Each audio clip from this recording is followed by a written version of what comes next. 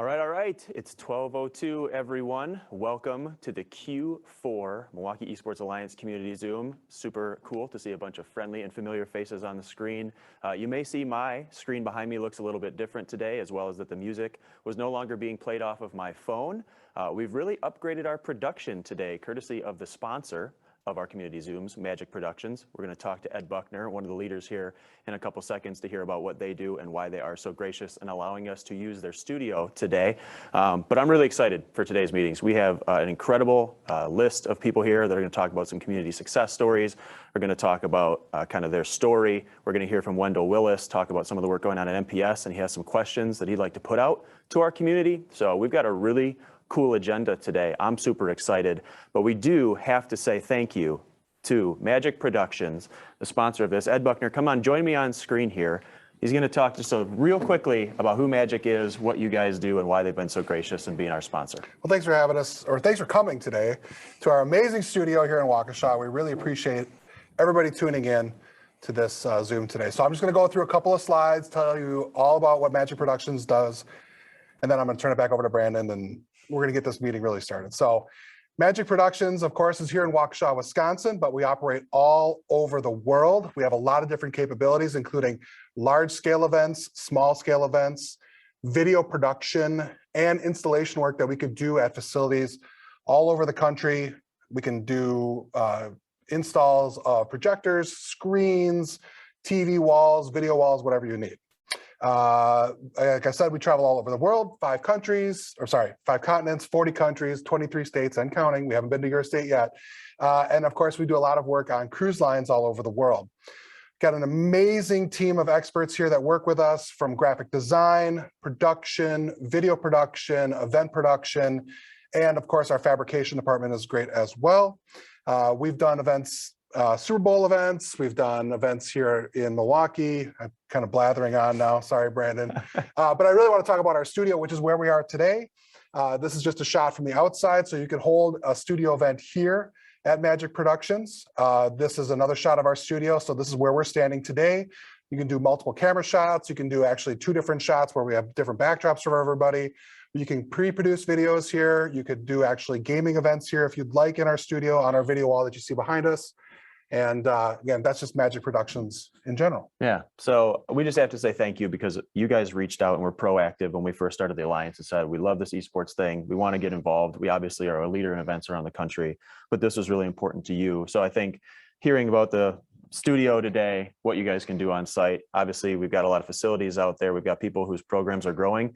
We would just ask, think of Magic. You can reach out to me, reach out to Ed, of course, but they're here to support the community, and we really appreciate you guys. So thank you. You're welcome. And then I just downloaded Rocket League Sideswipe. So look for my handle, Urban Coach, if you're looking for someone to challenge who's really bad at the game, because I literally just downloaded it. So Rocket League Sideswipe, and I'll see you there.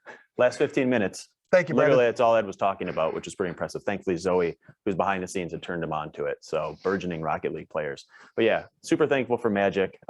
This is pretty cool. I got to tell you guys, you've been seeing me sit in my basement, which is also fun, but it's almost more fun sitting in front of bright lights and having a sound team design what we're saying and doing today. So thank you to them. Without further ado, I just always want to remind you guys what we're here to do at the Milwaukee Esports Alliance. We're here to try to create culture, create connectivity, really just bring people together. We do that through our Zoom. We do that through Game Time. We do that through our social channels and our Discord. We want to help. And we are also trying to share this Milwaukee and Southern Wisconsin, Madison, down to Chicago story. And so it's a really exciting time. We've got an incredible group with us today to talk about some things. So we're going to get to that in a second. I always forget to give some updates, but we have had some really cool things going on at the Esports Alliance over the past quarter. We hit our 1-year anniversary, folks. I'm super stoked about that. Starting a year ago, it was really a, hey, we think this could be something that's of value, but who knows? Let's find out more as it comes along. And a year later, 400 Zoom meetings later, I think we've really found a really nice place, thank you to the community, where we can be of value and provide service to folks and keeping people connected. So we did also, I wanted to mention, launch in November, our State of Esports infographic, the first annual. If you didn't see that, we sent an email out. We put it on some of our socials. So if you want to take a look at that at some point and kind of see, it's a really nice, I think, just snapshot of what's going on in the state, as well as Southern Wisconsin. Here we go. We've got this thing up on the screen already. So you can see some of the jobs data. You can see what's going on in our scholastic, our collegiate, at the professional realm. So we want to continue to build on this. So if you have feedback or you saw something you think we can improve on, please let us know, because this is the first of hopefully many. We're super excited to kind of continue that in the future. And hey, we made it a year, so here we go. We also did have a League of Legends watch party, which was super exciting. First time we were able to do that. We didn't decide to start it at 7 a.m., which was when in our Reykjavik, the games began. But we did start it over lunch. We had a nice crowd there. We got to watch that, which was really exciting. So thankful for the folks that came out to that. You're going to hear about it a little bit later, but something I'm really excited about is we did launch the state's first workforce development program supporting IT and esports development cooperatively. And so that was something that's been on the radar for a while that we think is really important to be able to allow people as many pathways as possible to esports careers. And so we got going with that. Abby, who's here from New Horizons, is going to touch on that a little bit because we've had a really great start to that program. So that was really cool. And we added 2 new board members. So we have Tommy Ludan from Carcade and Patrick Goglowski, who is now the esports manager at Bucks Gaming, who joined onto our advisory board. And so I just want to thank those gentlemen for their time and for what they're contributing already and what we're going to all build together in the future. So that's what's been going on here. I wanted to make sure that you guys always get connected to some of the coolest things going on around our region, and I believe we've done that today. Spencer, I believe I saw you come up, or your camera. Are you there, my friend? Hello, can you hear me? Coming through brilliantly on my end. So Spencer Contreras, I got a chance to connect with him. He's a leader in the Wisconsin Smash community, and recently they kind of took some steps to really, I would say, professionalize the efforts that are going on in that community. So Spence, if you wouldn't mind, maybe just talk a little bit about kind of what Wisconsin Smash community is. I think you might have some stuff to share with us, but maybe tell folks about what's going on and your recent win in the area. Okay, can you guys see me?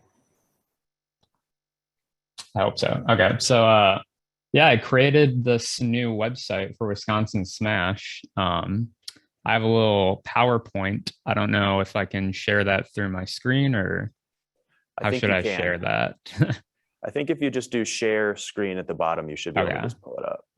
Cool. I'll do this. Okay, hopefully everyone can see this. Go full screen here.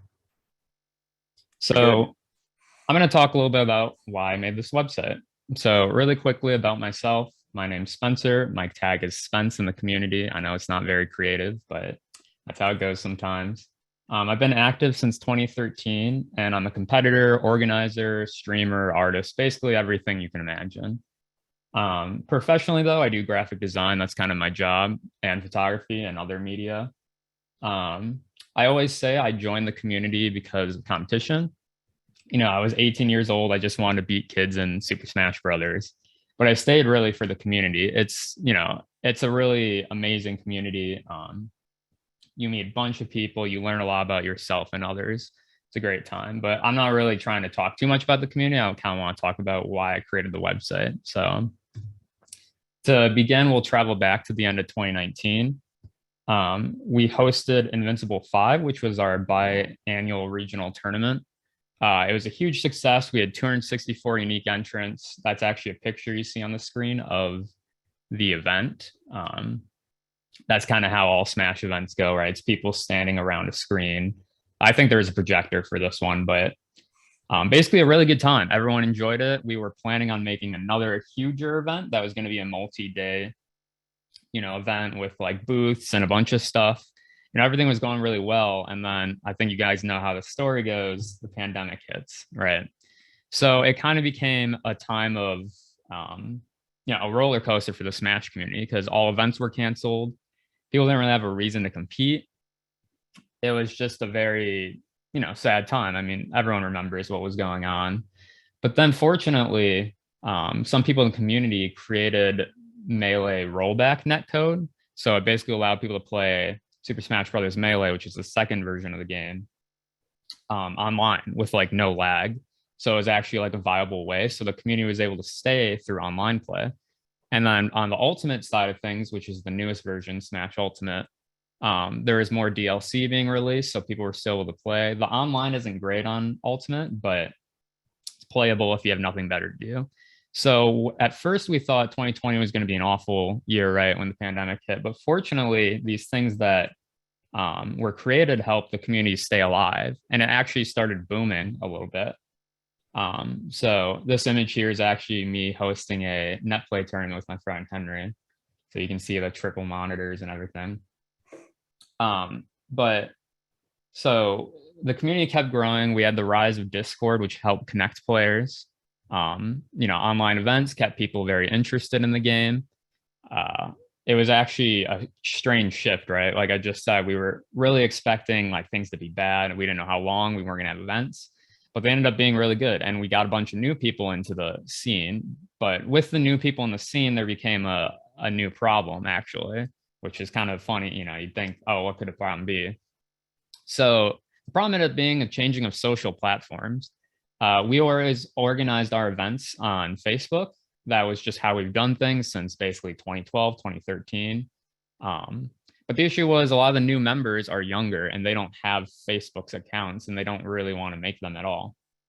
New members were joining regionalized Discords. The issue with those Discords is that they don't actually encompass the whole state, right? They only encompass maybe Milwaukee or Madison or La Crosse or Appleton or wherever it is, right? So it became a problem. People didn't know where events actually were as they started to come back, IRL events that I'm talking about. And so we have a website called Smash GG, which is a tournament software website that's for the whole community. But even that website doesn't necessarily have features to like find tournaments easily. You can find the name of a tournament, but you can't search Wisconsin tournaments and like things won't come up. So I decided to make a website that worked for that.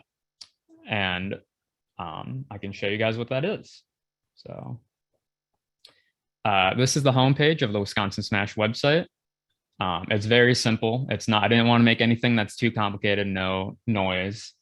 So right here in the front, we have the premier tournament, Construct 151 in Greenfield, Wisconsin. And then if you scroll down, upcoming events. So you can click on the event. Like let's say you wanted to play an ultimate tournament. You click on the ultimate tournament or the ultimate thing, and here you go. You got the weekly Smash Fest for University of Wisconsin, UW Milwaukee, Edgeguard, all these different places. And you can see it's very clearly laid out. You can find whatever event, find the region you want. And that was kind of the goal of this website, was to make something that was very easy, very organized. So this is just for Ultimate, but I'll do the events calendar here, which is for all games. So as you can see, I'll go back to November because December is kind of a dead month, with holidays and everything. There's not as many tournaments going on. But yeah, so it's really nice. You can just click on the day. Let's say you wanted November 21st. What events are November 21st, right? It's like, okay, you got 3. We'll do controller spike here in lacrosse. So if you click on one of the pages, this is kind of what you see. It's very clearly organized. Date at the top, expired, obviously, because it already happened. The time of the event, cost, and then more info. I can go here and it will link me to a Facebook page. Because like I said, a lot of our stuff still kind of is on Facebook. A picture of the venue, categories of the game, the host. So this is Jake Nelson, his tag is Rain.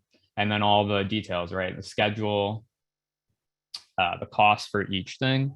So basically the goal was just to make it so tournaments are very streamlined, standardized. You didn't have to do anything that was too complicated to find a tournament in your area. And the website is just wismash.com, right? So you can't forget it. I have had one person who was like, actually was upset because he's like, yeah, I don't remember the name. I was like, dude, it's literally WI Smash. Like, I don't know what easier name I could have come up with, but yeah, so that's the main goal of this website, was to do that. And then we also have community resources here. So like I said, there's a lot of Discord servers that are regionalized. So I put them all in here. Same with Facebook groups, YouTube, the whole 9 yards, right?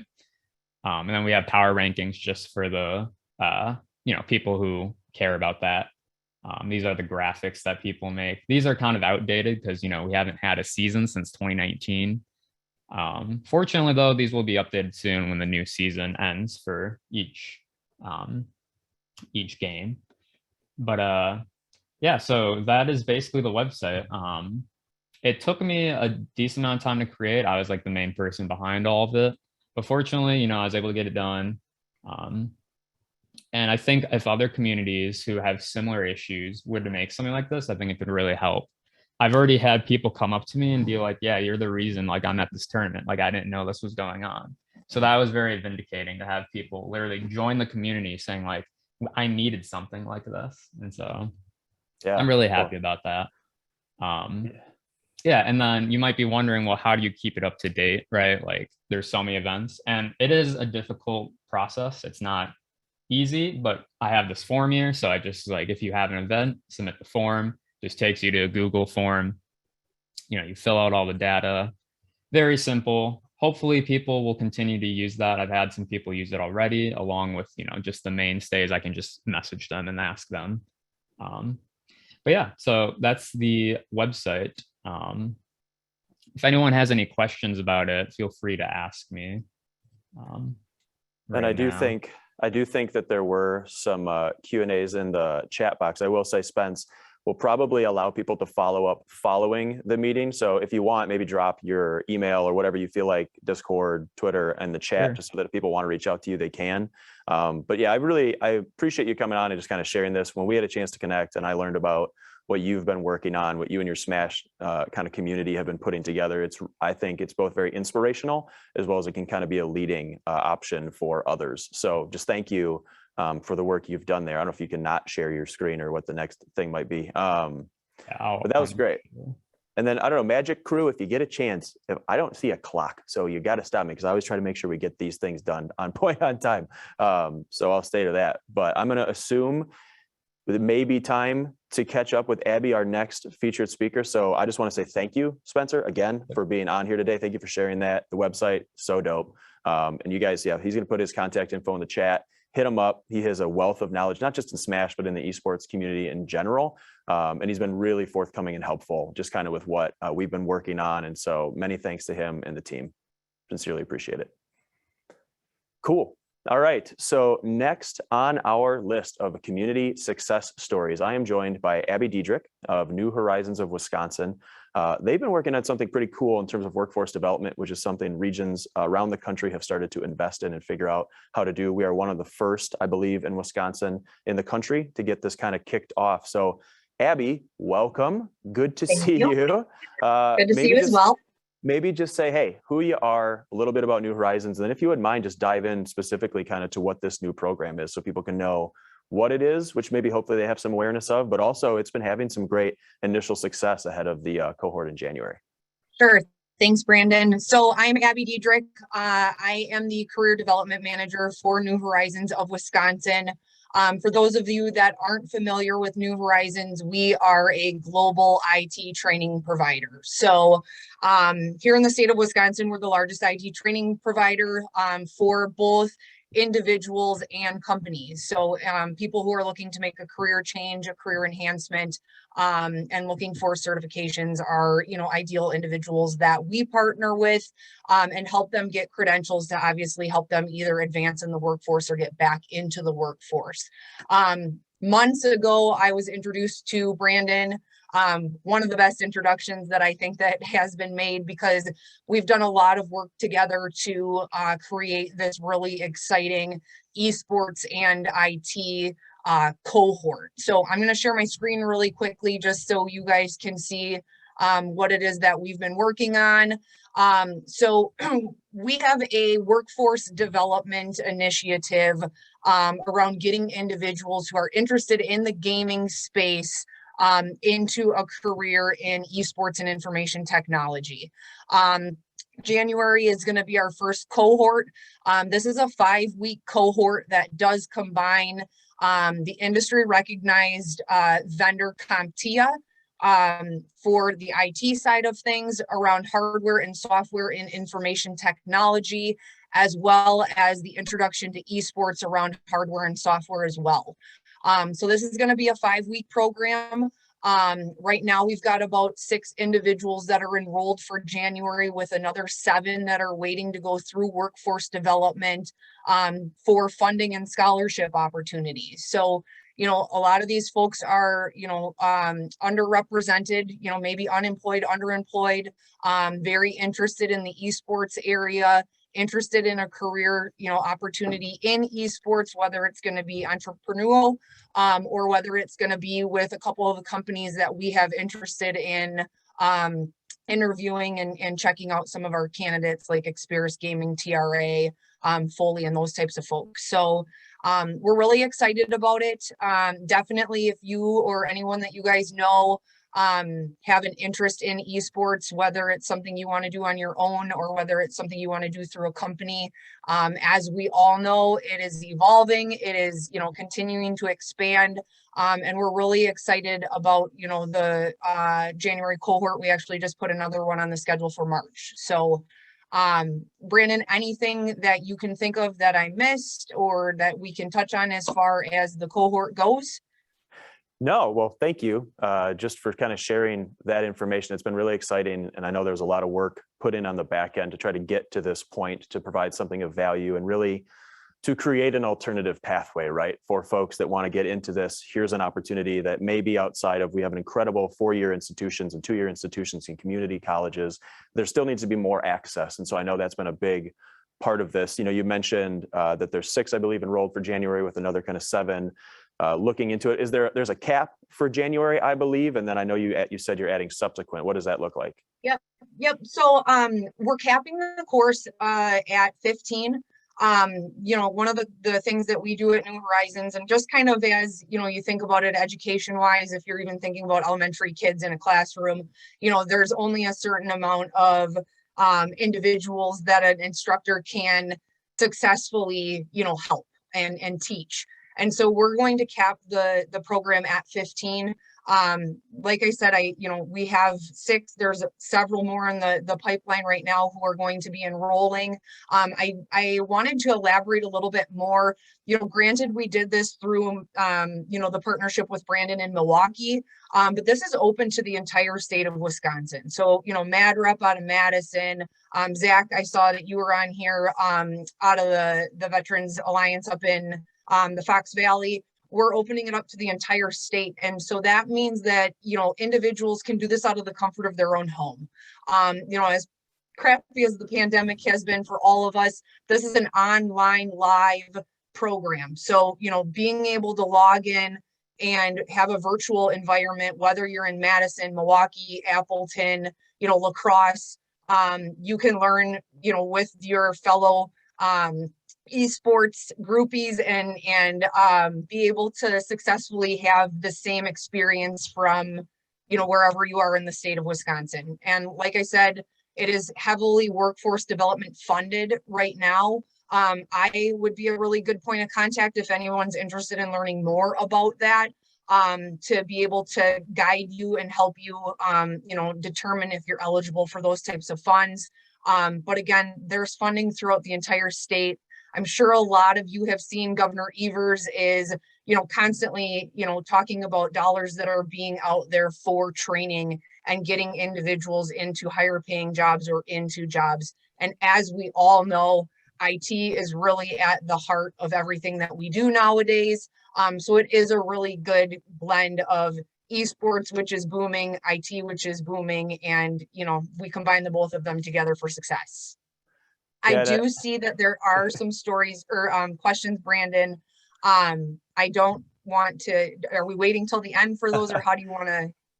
Well, I would say, let's see, I see a few of them. So Stephen Shaw, welcome, my friend, from Verizon out of Chicago. This guy is doing some incredible stuff in the community. So just thank you, Stephen, for that. And for the question, I can jump in because I do think the intention is to continue to provide this to the community as long as the community is looking to be involved, right? So these cohorts run when they get filled up. We've seen an initial boom of interest. We hope that that continues to sustain. So I would say that they'll continue to run so long as we can, provide it to people who are interested in it. And that was one question, Abby. I know we're coming up on time, but one thing that has been so intriguing to me is when you first came into this, esports was a totally foreign and unnative term to you. And it's been, I think, along the journey, a very sort of informational path where you've learned a lot more, but now you're to the point where you get the chance to speak to people who are interested in this cohort. And maybe just share, if you would, just a little bit. I find it really intriguing and interesting what some of these folks are saying, why they want to do these things. So is there any like things you'd share along those lines as why they're saying this is cool to me and this is what I'm looking for? Absolutely. So yes, to Brandon's point, this was very foreign to me. I used to play the 007s back when I was young. I'm sure that's going to date me a little bit, but I didn't really realize after talking to Brandon, I went downstairs to my husband. I'm like, I need you to dumb it down and let me know what this is. And now that I'm talking to people, it's so inspiring and intriguing to me. I actually, even today, I gave a presentation to a group of 6 high schoolers ranging from freshmen to seniors who are interested in esports and a career opportunity. I'm talking to people who are gaming for a living and going to Vegas and making a bunch of money off of competitive video gaming. We have a woman that is enrolled in the cohort in January who knows that it is a passion of her son's. And she wants to be that mom role model for her son, and she's going to do this IT cohort for him. So I have talked to so many different walks of life. It was cool to talk to some of the school districts even about it, and letting these kids know, there are pathways for you after high school that can combine what you love with a career. So great question, Brandon. I'm thoroughly enjoying it. I've been able to meet a lot of cool people throughout this journey, and I'm very excited for what we have in store on combining 2 areas of esports and IT. Love it. No, I appreciate that perspective. I think it's been so cool to know you're literally working and talking to people that are interested in both esports as well as this career thing. And that intersection is a really intriguing one. So thank you for all of your efforts. Super cool to see the program doing this already. You got a bunch of 007 fans. Obviously, I think it's fairly well documented. Retro game collecting is where I spend my life, hence the Nintendo 64 shirt. So thank you. I would say do the same Spencer did if you're open to it. Drop your contact info in the chat for those that may want to find out more. But thank you again for being on. And you talked about a role model. We've got a role model coming up next here, folks. One of my guys, Wendell Willis from the MPS Foundation. I see you on the screen, my friend. Good to see your face. I'm super stoked and thankful that you carved out some time to be with us today. You are a busy dude, and it is meaningful that you have chosen to spend a little time with us this afternoon to chat. So first off, thank you. Thank you for being here. Brandon, thank you for having me. I don't know if I'm a role model, but I try to do my best. And with partners like you, and I do have to give credit where credit's due. Many of you know Tariq Moody and Stephen Shaw, who's here. So Stephen and Tariq connected me to Brandon. And really, it's kind of, we're trying to move the needle for our students. So hopefully all of you can help me out, and I'll talk about that in a little bit. But, I'm playing catch up a little bit myself. With the esports side of things, but gaming is no stranger to the district. Back in 2016 or so, we created and many of you may be asking why the MPS Foundation is involved in gaming or esports, any of those things. Well, at the end of the day, it's about student engagement, and hopefully we can get our students to not be like we were, where we were sat in a chair and were lectured at all day long, and have some engaging and enthusing conversations so that they can actually practice what they're learning real time. So for us, it's about that student engagement. And what we saw was 2015, 2016, we created 8 or 9 Twilight Centers as drop-ins for that evening, because the students came to us and said, hey, I'm a teen, later teen, beginning to be a young adult. There's nothing for me to do. And of course we said, we have buildings open every night. You can use the building for whatever you'd like to do. And the first thing they said was, we're tired of basketball. We're tired of like the same old thing. How about gaming? So gaming took off right away. Both our all females, males, everybody just said, hey, we want to do gaming right away. And then from there, we got an interest the last couple of years with doing esports. So it's been kind of I feel guilty because I'm the one, Brandon, that I get to do the easy work, which is kind of just the fundraising and writing checks. My cohort on the recreation side, Andrew Rosa, he's the one that's got to do the heavy lifting of kind of organizing the team, organizing the staff, but they're ready to go. So now we've got Twilight Centers happening with our esports teams. We also have 2 high school teams. One is in competition, and unfortunately with COVID, it wreaked havoc with the supply chain. So Ronald Reagan High School is already enrolled, and they've got an esports team ready to go. They're in tournaments, they're playing. Rufus King, my alma mater, unfortunately is not ready yet because with supply chain issues, computers are not available. So they'll be coming any day, hopefully, knock on wood, and we'll get there. But our biggest challenge right now, and hopefully this group can help us out, is probably on two fronts. So number one, we need coaches. And the evening time, that 6 to 9 time frame, we need about 4 to 6 coaches, which we will supplement and pay people to actually be coaches for our esports teams in the rec department. So if you know of anybody, especially young people looking for something to do and want a little stipend, we can provide some funds for them to coach our teams. But also, Brandon and I and Steven as well, we've talked about kind of garnering support because we know that many of the suburban school districts are ahead of us. And we want to catch up and supersede them, to be quite honest. But one of the challenges we find is with the school board rules and some of these other things that come into play, it's hard to get everybody to understand, the best games aren't always the games that we think that students may or may not be playing. So, games that may have guns or, mature audience, obviously the students want to play it. We've got to get over that phobia ourselves. So having a community of like-minded folks come in and say, hey, it's going to be okay, or the reality of knowing that students are getting scholarships to go to college for esports or finding careers in profession. And we don't want our students left behind at any cutting edge technology for professions. So that's why I look to this group and say, hey, come help us out, come join us, have us, now that we've all navigated the Zoom and virtual world, you don't have to physically show up to everything where we always say you had to come and be physically in our schools. We can bring you in a number of ways. So very welcoming to have you in, work with our students, and I think you'll have a great time. Yeah, no, that's great, man. And I think you've already done an awesome job of posing a couple of thoughts, right? We are looking for help at our Twilight centers. We're looking to grow this, supply chain stuff. And so hopefully we can unearth a couple more things, because that's really the point of this segment, is just allow for the story to be told. And I've seen some people in the chat already. We are so lucky to have experts in this space that can help. So it's already happening, which is cool. But I guess one thing that was really intriguing to me is we've had a chance to just get to know each other a little bit better and hear about the vision for MPS. And in general, I'm always really grateful when someone in a position like yours, does take an interest, does choose to get involved, does try to educate themselves. And when we were talking about that, you kind of spoke to that in academia, as you alluded to, in the past, it's been a very, I don't want to say stagnant, but a very one-size-fits-all environment. And I think your interest in how gaming can affect that, you've spoken to your children and the way that they've engaged, has been really enlightening. Maybe speak to just, as someone who's really overseeing what I believe is the state's largest, school institution in K through 12, how you see gaming really starting to be able to get into that curriculum and be a part of their experience. Because I thought you spoke to that before and I really liked it.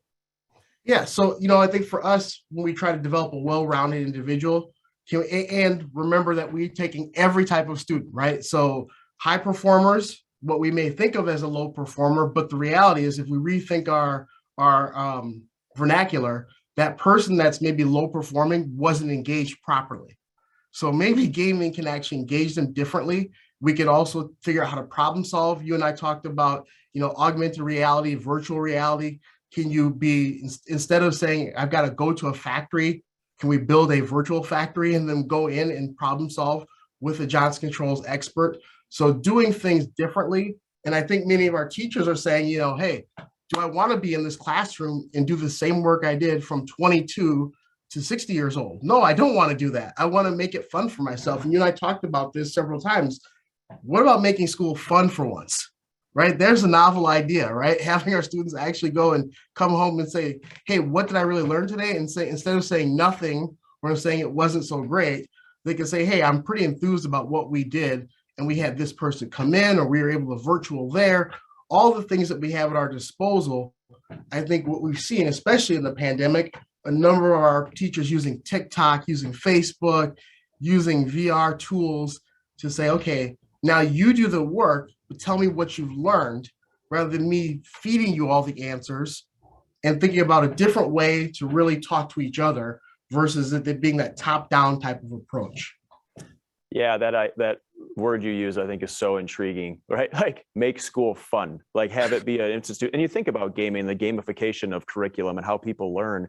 It was shared with me, and I really believe it too, that it's like, you have to be fairly smart to win at games. Games by definition include puzzles, they include problem solving, right? And so you think about those pieces of the education puzzle being largely omitted in kind of traditional curriculum and the opportunity to integrate those. So I appreciate you elaborating that a little bit, because I think at a really high level, that's a super fun thing to try and pursue, to put one's time and effort behind when you think about the value it could have on a wide spectrum of kind of kids going through that system. So it's no secret, I think MPS is pretty big. Obviously, it's got a lot of moving pieces, and I know it's taken a little bit of time as this idea of esports has begun to get evangelized. And so, talked about supply chain, you talked about kind of the twilight centers. What would you, if you had to put a crystal ball of interest over the next year or kind of subsequent, have you thought about maybe what you'd like to see as it relates to the expansion, either at schools? Is it funding? Like, what would be the best case scenario if you had I want to wave my wand and these things were happening? What would happen in that instance? Because we've got a lot of really smart people on the Zoom today that might be able to help. So what might you say? So I think if I wave my wand, the biggest thing would be to kind of engage the entire, so this would be hard to do, but the entire 10,000 person population of MPS, right? 5,000 teachers, 5,000 other, and school board to kind of embrace it and say, like, as we're entering, we're now getting deeper into the 21st century, what is that person going to need for real world experience and prep? And it's going to involve some level of gaming, because you and I were on a panel where the professor at UW-Madison said to us, why not use FIFA as a mechanism for math, right? And solving salary cap, rather than trying to make them do math in the traditional way with a textbook, right? Things like that. So can we my magic wand, get everybody in the same page, roaring in the same direction, but say, yes, we've got to embrace this, because there are so many ways and tentacles that we've got. So there's the curriculum attachment, 2, the career piece, and then 3, just having a different way to have engaging, but also be enriching for our students. So they say, when I have my leisure time, we don't look at gaming as like, well, you're sitting on your butt, not doing anything. We were able to actually, in our rec department, again, being, I think, pioneers in this. And my son was a great example. We talked about how my wife and I might say, get out of your room, do some things. Well, guess what? He took his love for gaming and was able to operate the rec department's mobile gaming van all summer long. So we still got students outside, but we set up some computers and we set up some video screens and got them able to play, but actually be out at the parks doing it, and kind of combine best of both worlds for summer camps. So I think there's a way to really do this and supersize what we're doing and really integrate. But we've got to get, I think, community members help drive this, and so does industry. So, I think my first attachment on my end is getting with all of the industry folks and saying, okay, help me map out, going backwards, what does success look like? And then we push it from there, because really, once we get the professionals involved with the district, we can make things happen very fast. Sure. No, that makes sense. I mean, 10,000 people is no small number, right? So when we do this and do it well, I think it'll be a really nice benchmark. At least that would be my aspiration for really the rest of the country, because I think that is what a lot of the leaders here and what we're aspiring to do, which is really be as progressive and helpful as we can for these things. So that's really cool. And I heard you say, career and curriculum would be critical parts to maybe mobilizing some of that 10,000, particularly maybe the 5,000 teachers and others that may have, an awareness issue, we'll call it, like, of what it means, what it could entail. And it's exciting to think of things like the New Horizons program that is connecting careers to individuals through alternative pathways. When you think of curriculum, we've got people on here who are at universities that are particularly in the K through 12 space and some of those suburban centers you mentioned. So I would say for those that have heard some of those things, like, again, Wendell is a incredibly busy guy, and we are really grateful for him to be here today. But I think if there are things, as you guys have been hearing him speak, like, hey, we've done this well, here was how we started, here's what this looks like now a year or two later, there's always, I think, a lesson to be learned and something that we could scale up to what may need to be the size of the different institutions. So for some of those things he said, if you guys are out there hearing that that's a need, let's connect, let's try to figure it out, because this is a really critical matter for the board of the Esports Alliance, like inclusivity, access, diversity for all. is so important in gaming, because gaming by nature does allow for all of that to happen. So hope you guys have heard the call. Wendell, I feel like I can get you out of here on that. You really did an awesome job. You're good at knowing what to ask for and when. So I got to give you credit. I didn't even ask you questions and you're already like, hey, this is what could be helpful to me. So that was really good. Anything else you want to just close with, or anything else you could say? Well, I think the biggest thing for us, like I said, is, every attachment point, and Brandon, we've talked about this extensively, and I think you hit the nail on the head, the awareness piece, right? So for us, we've got a small cadre of teachers, a small cadre of central office staff and professionals that are saying, hey, we're believers, we're the initial apostles. Can we get more to kind of be aware and come with them? Because I think we all fall into the trap of maybe thinking we know more or better than our students or our kids. And sometimes they're saying the things themselves that they know. So there are obviously some things we know that they don't because of experience, right? But we've also got to take into account there's things that they know that we need to listen to them that they're telling us. And I think this is clearly one area where, for years, right, as a Gen Xer myself, we've been saying, hey, gaming's not a bad thing. And now finally it's kind of coming to be more of an in vogue type of, it's okay to talk about it, it's okay to do it, but it's still not where it needs to be. Yeah, no, I love it. I'm just thinking about, when we played 007, people weren't sure. They just didn't get it. Oh, you're going to get a career in this? I don't see it, right? So I think at least now those path lines are a little bit more clear. But no, really well said. Thank you again for being here. Always good to see you. Appreciate the time. And if you want, Thanks, you Brandon. certainly can put your contact info in like some of the others has been doing. Otherwise, you can reach out to me, anyone with interest, and I can get you connected to Wendell. But I have found it so awesome that folks who have come on for our question for the community, you guys have been amazing. So literally everyone who've come on has reached out afterwards and said, I got contacted by 2 or 3 folks at a minimum with ideas and with ways they felt they can help. So MPS is a big opportunity for our community to surround and support. So please reach out and help as you guys see fit. Not dissimilar to our next guest that I'm going to bring up, who is our story time participants. We have 2 gentlemen here this afternoon, Mandul and Jordan. I'm going to set them up a little bit. I do believe I see both of you guys here, so thanks. Always good to see you. They are the people behind Tier 1 Gaming, which I'll let them tell a little bit of the story in their own, but is a facility that we are incredibly excited about opening up here in the Milwaukee area. They've got a cool story, a cool opportunity, and so I really just felt like it would be a great chance to everyone get to make sure they've met them if you haven't, and just hear a little bit about it. So Jordan, my friend, welcome. I don't know if I see, oh, there's Mandul. Yeah. What's up, man? Good to Hi, see you, everybody. fellas. Yeah, good to see you too, Brandon. Okay, Uh, should I start with like the story about Tier 1 or my own background? I kind of like your own background, if you wouldn't mind. Story time is just the whole package. So we'll get to Tier 1, but let folks know a little bit about you. Okay, so I guess I'm a lifelong gamer, like way before esports came in. Like I played Mario on SNES when I was like 2, and then I went through like the whole esports thing. So I played like Street Fighter, StarCraft, and then in Dota and Dota 2. Esports started becoming a thing in 2011, like $1 million tournaments. And by 2014, 2015, I was competing for like one of the top teams in North America. Some of my teammates like later on became like Fortnite professionals or whatever like that. And I learned that in gaming and esports, well, gaming, first of all, you learn a lot about like problem solving skills. And in esports, you learn a lot of soft skills that are good for employment, like communication, like being on time, being accountable, stuff like that, how to work as a team. After I played esports, I was like, I still want to do something gaming related. But then I look around and there's not really like a path from esports or like gaming into a career.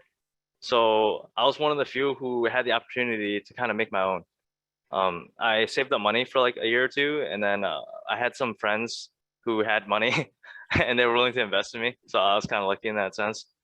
And I opened Tier 1. I started a company in 2015, and we opened our doors in Milwaukee in July 2016. So it's just like a gaming arcade, but the arcade games are all video games, like computer games and console games. And you just like play by the hour. We had like tournaments and stuff. Then come COVID in 2020, we had to close in March, but I went and did a bunch of other stuff. But long story short, I'm planning to open tomorrow on Friday, but this time with a little bit of change. Instead of people come here before, they came to just like come for the community, come to play games. But now I want to make it a little bit more structured where I'll have hosts here who will engage with the customers and make it more like a chance to practice your communication skills, like work as a team. They'll facilitate people playing together as well as the place being set up like an esports facility where you can play like Valorant or whatever, Halo Infinite, whatever game you want to play together, you can play together. You can just walk in and you can also find people to play with. So that's why I work with Mandul, who recently graduated from UWM and he's super into esports. He's actually a top Valorant player. So I thought he'd have a lot to say to other people. And he has good communication skills and a good work ethic to be able to work with people and also give me like ideas into esports and connections. So Mandul, if you want to go ahead. Hey, what's going on, guys? My name is Mandul Gomez, and I'm I recently graduated from UWM, but I'm originally from Mongolia. I think I have a little bit of special insight into esports and gaming because the culture of esports and gaming actually, like, the fatherland is Korea, right? And that's like what we grow up around. And the way that it evolved, there's like a little bit of a history where in Asia, people can't afford gaming consoles, right? So as Jordan was saying, he grew up with SNES, right? Like, people started buying games for themselves. They got access to internet. So if you remember from the 90s, the internet cafes died. So access to hardware became very, very important. And so where I come from, like, gaming lounges like that I am helping develop are very common, right? So with that comes societal, communal things that already exist, right? So yeah, that I know a little bit about that, and I have a degree in IT, and I would like to show you guys our place, if that's okay. Let's do it.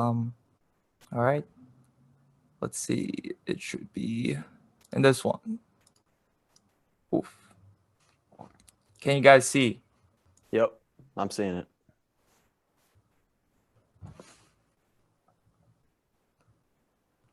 Oh, the sword. Love the sword.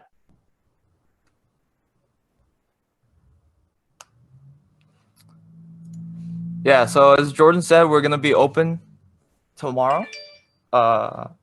So yeah, please come join, stop by, check out the place, you know, that would be great.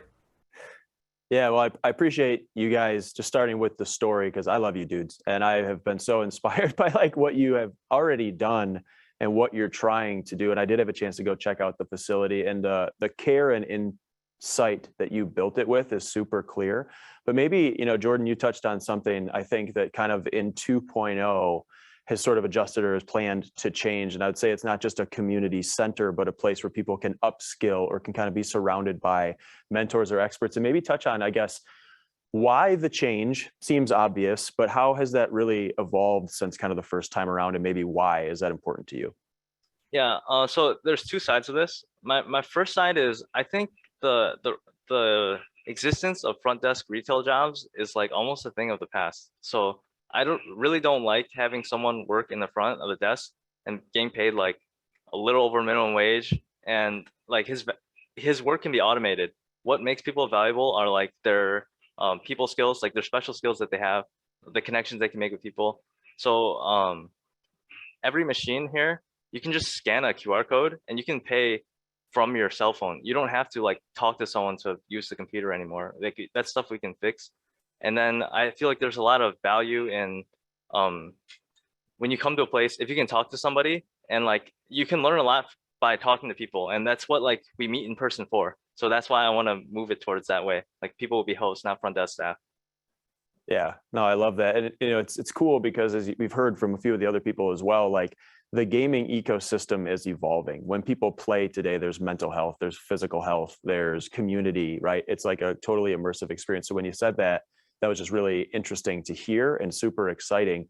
And you guys also, you know, you've done the work of you've got what 36 PCs or someone to that effect. So you know, not only do you have the hardware, which as you mentioned continues to get harder to find, but you've set up the networks. And I guess did that just come out of passion, or did you guys? I know you mentioned maybe a career in IT, but that's a very specialized skill set that I think others should know. You know, I believe you guys have mentioned you may rent your equipment in the future. There's tournaments on the horizon, but maybe speak to just how did you get to this point, because it's really cool.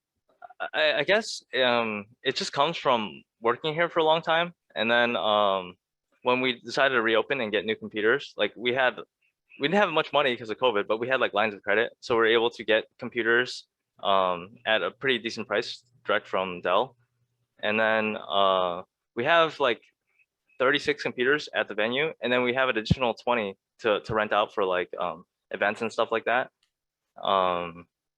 Yeah, I guess it's just I don't know, it's just being in business a lot.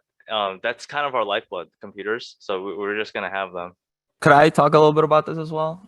Yeah, hit it. So yeah, I think for me specifically, just in terms of gaming, right? Like, because I grew up in a certain age of like uncertainty when it comes to technology, right? Like everything wasn't perfect all the time. So you had to figure out how to like fix your Nintendo, right? Like you guys have nostalgic moments about that. And I do have those moments, right? Like I remember carrying a BlackBerry, right? So, I think we're the last generation to really remember that, where from here on, a lot of the kids are going to like have pitch perfect lives, right? They can only game, but never know the technology that they're gaming on, right? So I think having this social aspect, right? And then having the physical machines also gives it like a very realistic feel, right? As well. And it also encourages and excites you, right? So if you're in this new exciting space, you're going to be like, whoa, what is this, right? Like, so you go on this self journey. I also run a business on the side where I help people build their own personal computers. And just like I've had several customers, right, where just the amount of personal learning that they go through in learning what goes in the computer, right? And then once you know what goes in the computer, then you know what's in your iPhone, right? And then just the curiosity that it brings out in you and this whole new world that it opens is very amazing. And like, you know, we want young people to be encouraged by that.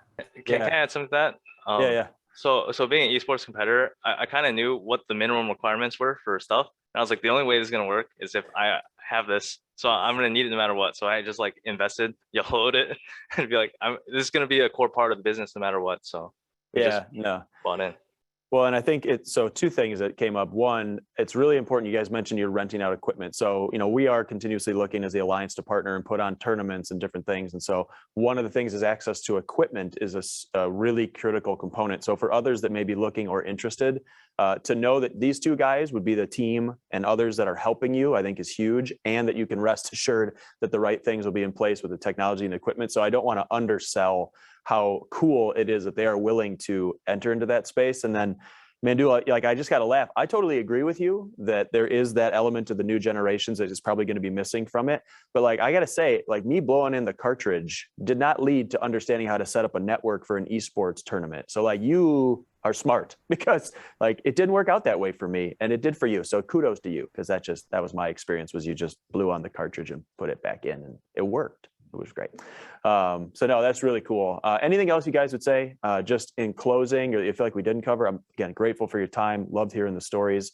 One last words or things you'd want to say? I've seen a bunch of chats, people asking for the address. Maybe put that in there too. Anything else?